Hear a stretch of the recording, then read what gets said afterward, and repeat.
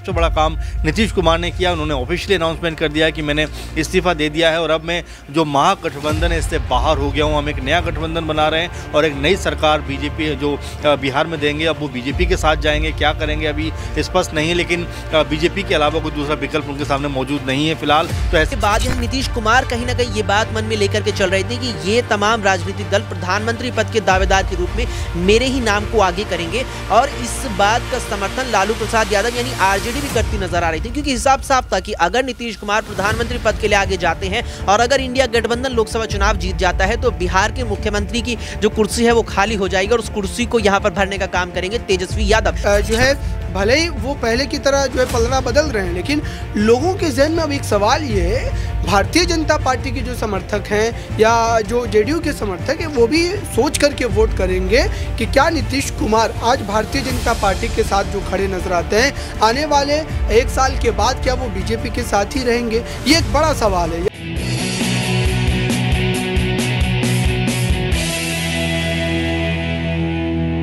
नमस्कार, आप देख रहे हैं नेक्स्ट 9 आवाज। मैं हूं आपके साथ सिराज। इस वक्त जो खबर आ रही है सबसे बड़ी वो बिहार से है। बिहार से जो है नीतीश कुमार ने मुख्यमंत्री पद से इस्तीफा दे दिया है, लेकिन इसके बाद से ही लगातार अब चर्चाएं हो रही हैं कि लालू यादव भी दोबारा अपनी सरकार बनाने के कवायद में जुट चुके हैं। लेकिन आखिर जो है नीतीश कुमार क्या इस्तीफा देकर वो दोबारा फंस चुके हैं या फिर कहीं ना कहीं लालू यादव अब सरकार बनाने में सक्षम है भी या नहीं? क्योंकि आपको समझना होगा कि लालू यादव की पार्टी आरजेडी के पास 79 सीटें हैं और वहीं बात करें नीतीश कुमार के पास 45 सीटें हैं और बीजेपी के पास 78। और बात करें कांग्रेस की तो कांग्रेस के पास 19 है और एआईएमआईएम के पास 1 और निर्दलीय के पास 1। तो सबसे बड़ी चुनौती यही आ रही है कि क्या लालू यादव दोबारा जो कहीं ना कहीं जीतन राम मांझी को मनाने में सक्षम है और जीतन राम मांझी क्या दोबारा बिहार की सियासत में भूचाल ला सकते हैं? क्योंकि जीतन राम मांझी भी कहीं ना कहीं उनके 4 जो है सीटें हैं और उसमें से 2 मंत्री पद की मांग कर रहे हैं। सबसे पहला सवाल हम अपने न्यूज रूम में जो है अमन सर से लेंगे कि क्या सर, जिस तरीके से अभी खबर सामने आ रही है कि मुख्यमंत्री पद से नीतीश कुमार ने इस्तीफा दे दिया है, इंडिया गठबंधन के लिए कितना बड़ा झटका है लोकसभा चुनाव से पहले? जाहिर बात है बहुत बड़ा झटका कहूँगा, क्योंकि ये वही कह सकते हैं कि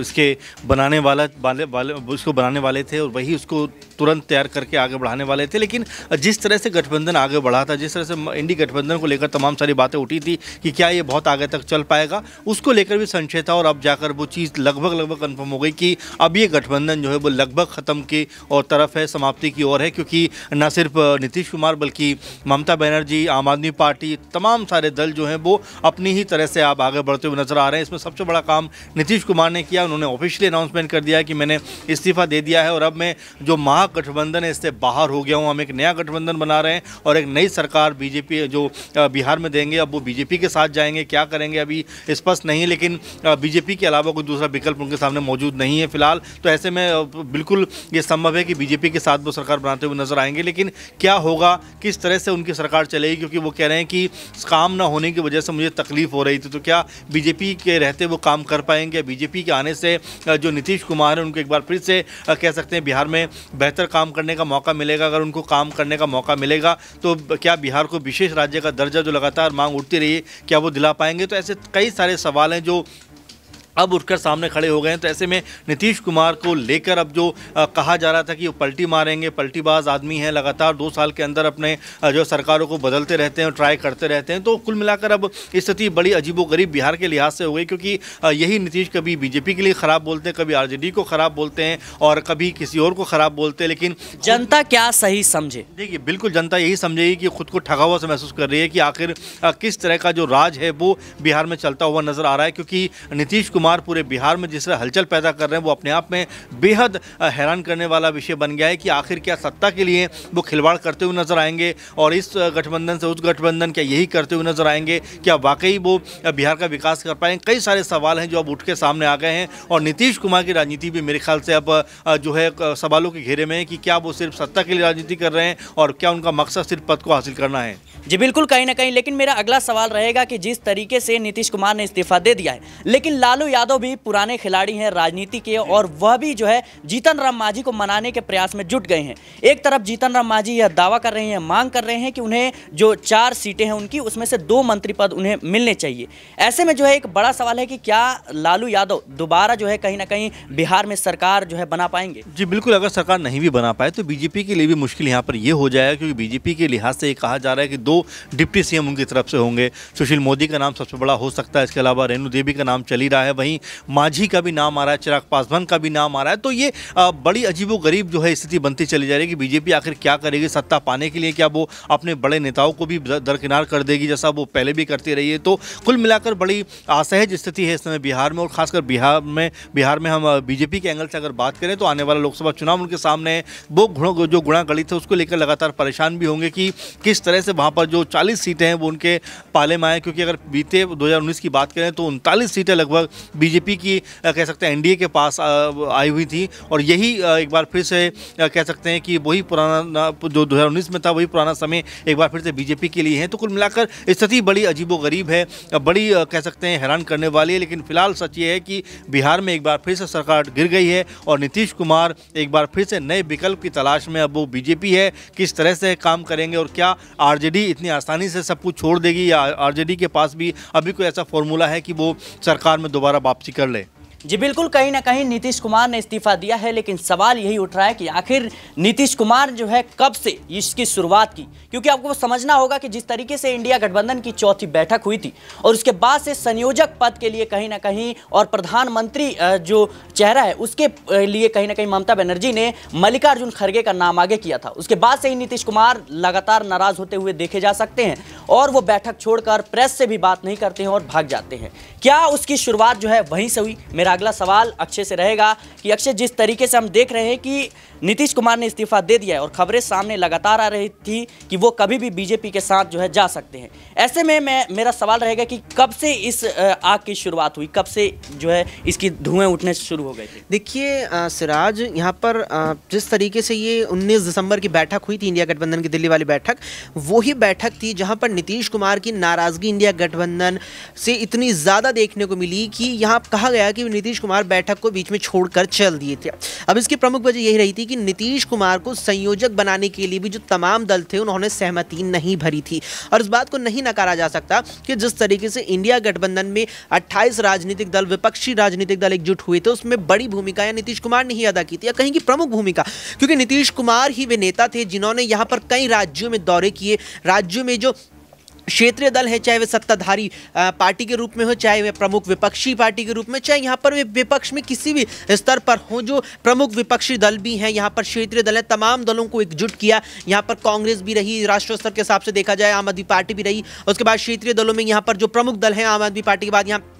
समाजवादी पार्टी रही, यहाँ टीएमसी रही, उद्धव गुट शिवसेना की शिवसेना, तमाम ऐसे दल रहे, मिलजुल कर 28 राजनीतिक दल एकजुट हो गए थे। और उस सब के बाद यहाँ नीतीश कुमार कहीं ना कहीं ये बात मन में लेकर के चल रहे थे कि ये तमाम राजनीतिक दल प्रधानमंत्री पद के दावेदार के रूप में मेरे ही नाम को आगे करेंगे, और इस बात का समर्थन लालू प्रसाद यादव यानी आरजेडी भी करती नजर आ रही थी, क्योंकि हिसाब साफ था कि अगर नीतीश कुमार प्रधानमंत्री पद के लिए आगे जाते हैं और अगर इंडिया गठबंधन लोकसभा चुनाव जीत जाता है तो बिहार के मुख्यमंत्री की जो कुर्सी है वो खाली हो जाएगी, और उस कुर्सी को यहां पर भरने का काम करेंगे तेजस्वी यादव। इसीलिए आरजेडी यहां पर नीतीश कुमार को इस मामले में पूरा समर्थन देती नजर आ रही थी। और जब इंडिया गठबंधन की यहां पर मुख्य रूप से मैं बात करूं, यहां पर ममता बनर्जी और अरविंद केजरीवाल यानी कि आम आदमी पार्टी और टीएमसी समेत 12 राजनीतिक दल थे जिन्होंने यहां पर प्रधानमंत्री पद के लिए मल्लिकार्जुन खड़गे का नाम सुझाया था। उस सब के बाद यहां नीतीश कुमार नाराज हुए, उनकी नाराजगी में पूरी यहाँ पर सहभागी निभाई यहाँ लालू प्रसाद यादव ने, यानी कि दोनों दलों ने कहीं ना कहीं बहिष्कार उस बैठक का कर दिया था बाद में, और वो मुझे लगता है प्रमुख ऐसा कारण रही जिसके बाद ये जो नीतीश कुमार के मन में बगावत फिर से उठी महागठबंधन को लेकर, इसने उस वक्त जन्म लिया था। तो क्या कहें कि नीतीश कुमार ने जो है वो कहीं ना कहीं पद के लिए जो है कभी भी पलटी मार सकते हैं, और उन्होंने इसीलिए किया है। देखिए सराज, यही हुआ है 2013 में। आप देखिए एनडीए के साथ 2013 तक नीतीश कुमार थे, जब लोकसभा चुनाव 14 के नजदीक आ रहे थे, प्रधानमंत्री पद के लिए नरेंद्र मोदी के नाम का जब ऐलान हुआ, नीतीश कुमार ने उस वक्त पलटी मारी, एनडीए छोड़ करके महागठबंधन में शामिल हुए। इसके बाद 2015 के बिहार विधानसभा चुनाव उन्होंने यहाँ पर एनडीए से इतर हट के यहाँ महागठबंधन के साथ लड़े थे, लेकिन फिर 2017 में फिर एनडीए में आ गए। फिर 2017 में जब वे एनडीए में तब भी मुख्यमंत्री बने रहे। एनडीए के साथ उन्होंने 2019 के लोकसभा चुनाव लड़े, 2020 के बिहार विधानसभा चुनाव लड़े, और उसके बाद 2022 2022 में फिर एनडीए से पलटी मार करके यहाँ आरजेडी के साथ गठबंधन किया, महागठबंधन में आ गए, फिर मुख्यमंत्री बने रहे और अब 2022 के बाद फिर 2024 में एनडीए में आ रहे, फिर मुख्यमंत्री बनने जा रहे हैं। तो निश्चित तौर पर यहाँ बिहार के मुख्यमंत्री की जो कुर्सी है वो किसी भी सूरत हाल में नीतीश कुमार छोड़ना नहीं चाहते। गठबंधन चाहे यहाँ पर बीजेपी के साथ हो, चाहे यहाँ पर आरजेडी के साथ हो, या भविष्य में तीसरा विकल्प निकलेगा तो तीसरे के साथ भी नीतीश कुमार जाने में बिल्कुल भी मुझे नहीं लगता हिचकिचाएंगे। जी बिल्कुल, कहीं ना कहीं जैसा कि आपने सुना कि किस तरीके से जो है कहीं ना कहीं जो मुख्यमंत्री का पद है उसको जाने नहीं देना चाहते नीतीश कुमार। लेकिन मेरा अगला सवाल दौलत से रहेगा कि क्या नीतीश कुमार जो है अब आगे भविष्य में माफ कीजिएगा मुख्यमंत्री बन भी पाएंगे बिहार का या नहीं? लगातार यहाँ पर हमने देखा कि किस तरीके से नीतीश कुमार अपनी सीट के लिए, मुख्यमंत्री पद के लिए यहाँ पर कभी किसी और गठबंधन में जाते हैं, कभी किसी और पार्टी के साथ यहाँ पर गठबंधन कर ले। तो लगातार बस अपनी सीट बचाने के लिए यहाँ पर नीतीश कुमार बार बार वादा करके, उनका एक वीडियो यहाँ पर वायरल हुआ था, एक बयान पुराना कि मर जाएंगे लेकिन वापस एनडीए के पास नहीं जाएंगे, और 2024 का चुनाव आते ही वापस वो एनडीए के पास चले गए। यानी जब भी चुनावों में जिस पार्टी की, जिस नेता की लहर होगी उसका हाथ थामते हुए नीतीश कुमार आपको दिख जाएंगे। जी बिल्कुल, कहीं ना कहीं जिस तरीके से अभी बिहार में सियासत चल रही है, एक बड़ी पलटी जो है मारी है नीतीश कुमार ने। एक बार फिर से जो है उन्होंने इस्तीफा दे दिया है और अब खबरें सामने आ रही हैं कि दोपहर 2 बजे जो है वो फिर से दोबारा सीएम पद की जो है वो शपथ लेंगे। लेकिन बड़ा सवाल कि क्या लालू यादव जिस कवायद में जुटे हैं उसमें सफल हो भी पाएंगे या नहीं। एक तरफ जीतन राम मांझी, वहीं पे कांग्रेस के कुछ विधायक और बात कर रहे हैं, तो खबरें सामने आ रही कि जेडीयू को भी तोड़ने का प्लान है और जेडीयू के कम से कम 10 विधायक जो है लल्लन सिंह के साथ है और लल्लन सिंह का जो है करीबी माना जाता है लालू यादव का, क्योंकि जिस तरीके से बिहार की सियासत अभी चल रही है यही वो बड़ी वजह है कि जेडीयू का अध्यक्ष पद जो है कहीं ना कहीं नीतीश कुमार ने अपने हाथ में ले लिया। मेरा अगला सवाल जो है इब्रारुल हक रहमानी से रहेगा कि जिस तरीके से हमने देखा कि एक तरफ जो है जेडीयू की कमान जो है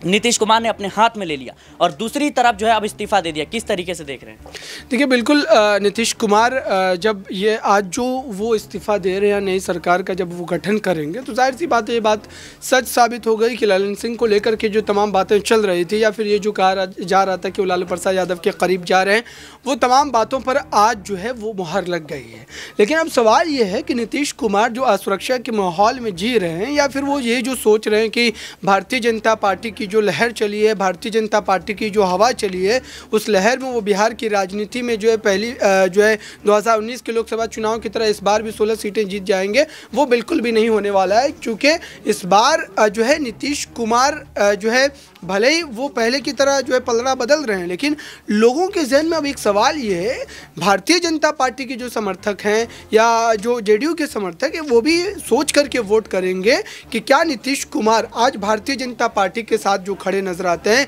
आने वाले 1 साल के बाद क्या वो बीजेपी के साथ ही रहेंगे? ये एक बड़ा सवाल है। या फिर जो आरजेडी के हैं या फिर कांग्रेस के जो वोटर्स हैं वो तमाम लोग इसी बात को सोच समझ करके वोट करेंगे। तो नीतीश कुमार भले ही वक्ती फ़ायदे के लिए राजनीतिक तौर पर जो अपनी सीटों को बचाने के लिए इस तरीके से जो है फैसले ले रहे हैं, पाले बदल रहे हैं, लेकिन आप सोचिए भारत की राजनीति में कोई भी इतना अनुभवी लीडर जो कि जो है 1996-97 से लगातार राजनीति में सक्रिय है, कोई भी इतने बड़े लीडर को आपने कभी नहीं देखा होगा कि इतनी जल्दी जल्दी वो पाले को बदलते हैं। तो राजनीतिक जो है क्रेडिबिलिटी उन्होंने अब खो दी है पूरी तरीके से। और मात्र जो है इस बार का लोकसभा चुनाव अगर नीतीश कुमार भारतीय जनता पार्टी के साथ जाने के बावजूद भी अगर वो दर्जन भर सीटें नहीं जीत पाते हैं तो जाहिर सी बात है कि नीतीश कुमार बिहार की राजनीति में कहीं ना कहीं हाशिए पर आ जाएंगे, जैसे कि हमने और कई चेहरों को देखा है। ठीक यही रणनीति प्रशांत किशोर ने भविष्यवाणी कर दी थी। बिल्कुल, प्रशांत किशोर की भविष्यवाणी अपनी जगह है। वो जाहिर सी बात है कि नीतीश कुमार के लिए जो है 2015 में रणनीति बनाते नजर आए थे, जब 7 निश्चय योजना लाई गई थी, जब बिहार के हर गाँव को जो है हर गलियों को सड़क से जोड़ा जाना था, हर गली में जो है नलका पहुँचाया जाना था, शौचालय बनाया जाना था। तो 7 निश्चय योजना 2015 की जो रही थी उस वजह से नीतीश कुमार जीते थे और वो रणनीति प्रशांत किशोर की ही रही थी। तो प्रशांत किशोर बिहार की राजनीति को आंकड़े के तौर पर बेहतर तौर पर समझते हैं। तो मुझे लगता है कि ये आखिरी दाव नीतीश कुमार का जो है इस वक्त जो वो चल रहे हैं, अगर इस दाव के बावजूद भी 2024 के चुनाव में नीतीश कुमार को कम से कम दर्जन भर सीटें नहीं आती है लोकसभा में, तो तो ये मान करके चलिए कि नीतीश कुमार अब आने वाले दिनों में न तो भारतीय जनता पार्टी के साथ जाने के लायक रहेंगे और न ही वो आरजेडी के साथ गठबंधन में जाने के लायक रहेंगे। अगर वो जाते भी हैं तो उन्हें अब आने वाले दिनों में मुख्यमंत्री न तो आरजेडी बनाएगी और न ही भाजपा बनाएगी। जी बिल्कुल, कहीं ना कहीं अब नीतीश कुमार के भविष्य को लेकर भी कई सवाल जो है वो खड़े हो रहे हैं, क्योंकि इसकी जो बातें हैं वो उसी वक्त से शुरू हो रही थी कि जिस तरीके से लल्लन सिंह से जो है इस्तीफा पत्र ले लिया गया था, उसके बाद से जो पार्टी के अध्यक्ष वो नीतीश कुमार ने खुद अपने हाथ में ले लिया। उसके बाद से इंडिया गठबंधन में जो है पीएम की दावेदारी पद के लिए जो है चेहरे के लिए जब ममता बनर्जी ने मल्लिकार्जुन खड़गे का नाम आगे किया, उसके बाद से ही नीतीश कुमार नाराज दिखे। उसके बाद से जो है लगातार ये आरोप लग रहा था लल्लन सिंह पर कि उनकी करीबी जो है कहीं ना कहीं लालू यादव से बढ़ रही है। तो तमाम सवाल हैं कहीं ना कहीं अब उठने शुरू हो गए हैं और अभी की जो खबर है यही है कि नीतीश कुमार ने एक बार फिर से जो है अब सीएम पद से इस्तीफा दे दिया है। फिलहाल के लिए इस खबर में इतना ही। इस खबर को लेकर आप क्या सोचते हैं हमें कमेंट बॉक्स में जरूर बताएं। देश और दुनिया की तमाम खबरों के लिए बने रहें नेक्स्ट 9 आवाज के साथ।